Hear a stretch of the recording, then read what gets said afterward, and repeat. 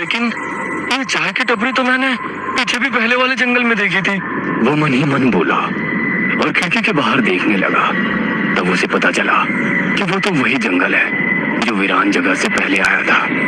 वो भागते हुए ड्राइवर के पास गया। विजय मामा नींद में बस चला रहे थे, बीच बीच में आंखें झपका रहे थे। विजय मामा, बस कौन से जंगल में है? होगी किसी जंगल में, रास्ते में जंगल कम है क्या? नहीं मामा, हम वापस उसी जंगल में पहुंच गए हैं जहाँ पर बस के सामने जंगली सुअर आ गए थे। नहीं बेटा, तुम्हें कुछ तो गलतफहमी हो रही है। वो जंगल तो कब का पीछे छूट गए ना। उनकी बहस सुनकर विकास सर नींद से जाग गए। क्या हुआ श्याम? सर, हमें छलावा लग चुका है। उसने हमें पकड़ लिया है क्योंकि बस वापस उसी जंगल में आई है जहाँ से पहले गुजरी थी। लेकिन विकास सर भी ड्राइवर की तरह उस पर विश्वास नहीं कर रहे थे। सर, अगर आपको मेरी बात पर यकीन नहीं हो रहा है तो बाहर देखो। अभी कुछ देर रास्ते के किनारे एक ट्रक दिखाई देगा जो एक्सीडेंट में पलटी हो चुका है। और कुछ ही देर में रास्ते के किनारे सभी को पलटी हुई ट्रक दिखाई दी। ये देखकर सभी हैरान हो गए थे।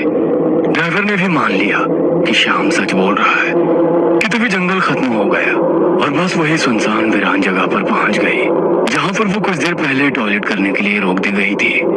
ये देखकर सभी की आंखें फटी की फटी रह गई थी। विकास सर की तो बत्ती ही गोल हो गई थी। श्रीकांत पिछली सीट से आगे आ चुका था।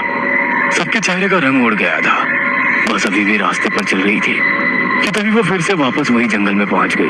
वो सभी जान गए कि उन्हें छलावा ने पकड़ लिया है। ड्राइवर कोई दूसरा रास्ता मिलता है या नहीं ये देख रहा था, लेकिन फिर भी बस वापस उसी जंगल में आ जाती थी।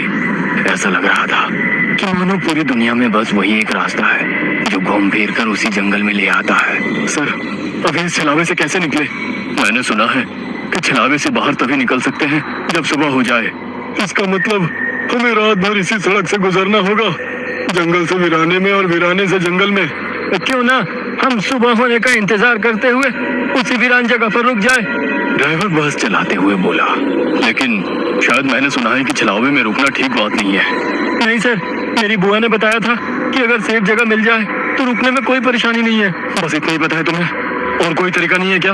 है, लेकिन वो अभी के लिए नहीं है। और वैसे भी अगर जिस छलावे ने हमें पकड़ा है, अगर वो कमजोर हुआ तो उसकी शक्तियाँ कुछ ही देर में कमजोर हो जाएंगी और हम छलावे से छूट जाएंगे।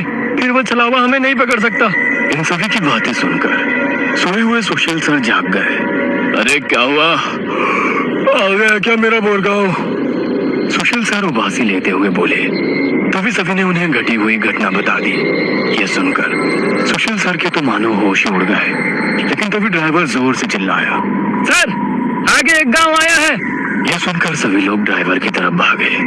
तब उन्हें रास्ते के किनारे एक बोर्ड दिखाई दिया जिस पर लिखा था, बोरगांव में आपका स्वागत है। यह देख सुशील सर जोर से चिल्लाए, ये तो मेरा गांव है, लेकिन हम यहाँ इतने जल्दी कैसे पहुँचे? हमें तो कोल्हापुर से निकले मुश्किल से 2 घंटे हो गए हैं और मेरा गांव कोल्हापुर से 6-7 घंटे की दूरी पर। ये आपका गांव नहीं है सर, छलावा है। आपके मुंह से बोरगांव का नाम सुनकर छलावा हमें बोरगांव दिखाकर गुमराह कर रहा है। लेकिन अच्छा हुआ बोरगांव आ गया। मुझे लगता है कि हमें यहाँ पर सुरक्षित जगह ढूंढकर छिप जाना चाहिए। और सुशील सर के घर से ज्यादा सुरक्षित किसका घर हो सकता है? लेकिन सर, छलावे में एक जगह पर रुकना खतरे से खाली नहीं है और छलावा खुद में ही खतरा है। वो खुद में सुरक्षित जगह कैसे रख सकता है? तुझे मेरे से ज्यादा पता है क्या? बचपन से मैं भूतों के बारे में सुनते और पढ़ते आया हूँ। तू तय रहा विजय मामा, बस सुशील सर के घर की तरफ ले चलो। सुशील सर ने ड्राइवर को अपने घर का रास्ता दिखाया, लेकिन तभी उन्हें उनके गली में लोगों की भीड़ दिखाई दी। बस आगे नहीं जा सकती थी। कर दी। भीड़ में खड़े लोग जोर जोर से रो रहे थे और भीड़ का रुख सुशील सर के घर की तरफ ही था। भीड़ के रोने की आवाज सुनकर वे सभी लोग डर गए। सुशील सर बस से उतरे और भीड़ में घुस गए। उनके पीछे पीछे सभी भीड़ में घुस गए। वो सभी भीड़ को चीरते हुए सुशील सर के घर के सामने जा पहुंचे और आगे का नजारा देख